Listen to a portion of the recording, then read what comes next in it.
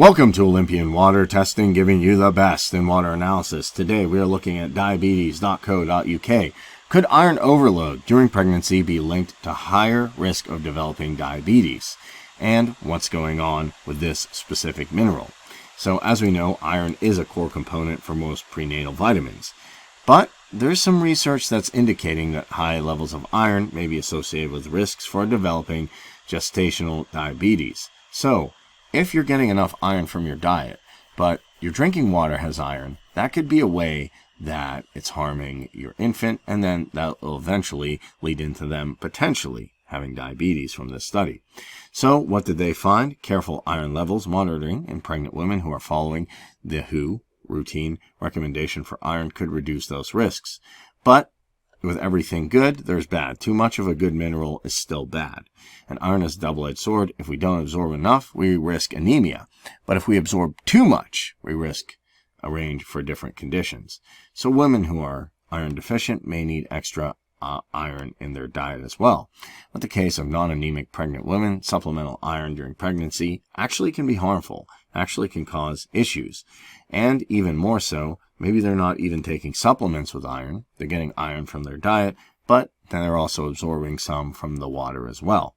And previous studies have shown that higher than normal iron levels increase the risk of low birth weight, preterm birth, and maternal high blood pressure. It's also been associated with susceptibility to colorectal cancer, heart disease, neurodegenerative disorders, and some inflammatory conditions. So excess iron can cause a plethora of conditions that are quite serious, as we can see from the study here. According to this new study published in Diabetologica, excess iron could also increase the risk for gestational diabetes, mellitus at certain weeks of pregnancy, and the body dramatically curtails iron absorption naturally during the first trimester.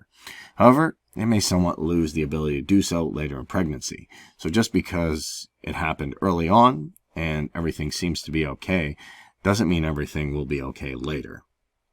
And it could be worsened by the overconsumption of iron supplements. It could be from too much iron in the diet, or it could be from iron in water. And researchers from the National Institutes of the Health in Bethesda looked at concentrations of two iron biomarkers, hepcidin and ferritin, at different times of pregnancy and measured the GDM-associated risks. They found that the hepcidin levels during the part of the second trimester, which is 15 to 26 weeks, were positively associated with GDM risk and were 16% higher among women who developed GDM. Women who had a higher test values for these iron biomarkers at the time of pregnancy also had about 2.5 times the risk of GDM compared to those who didn't, and the study shows a nonlinear association between higher maternal iron stores and GDM. Therefore, iron supplements could be a contributor to gestational diabetes, but not the cause of it. And that said, only women confirmed diagnosis of iron deficiency or anemia should consider taking more iron. So with all that in mind, there does seem to be a risk here with iron overload, especially during pregnancy. Now, one way is to control supplements or stop supplements, monitor the levels, but another way is to make sure that the water doesn't have additional iron in it with the diet, because that, as we can see, can cause some serious health issues. So it's always a good idea, in term with regulating your diet, to always have your water tested for elevated levels of iron.